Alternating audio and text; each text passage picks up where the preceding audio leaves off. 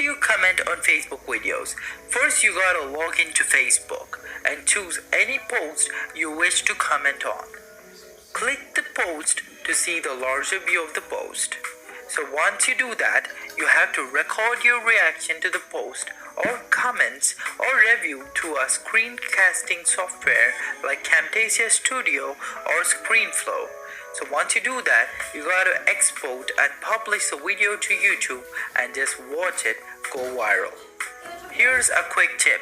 Do the same for Twitter, Pinterest, and LinkedIn. Twitter has a lot of tweets that you can react to. Pinterest has a lot of pins that you can react to. And LinkedIn, as usual, the professional network has a lot of posts that you can react to. Even you can react to the Pulse articles if you want to.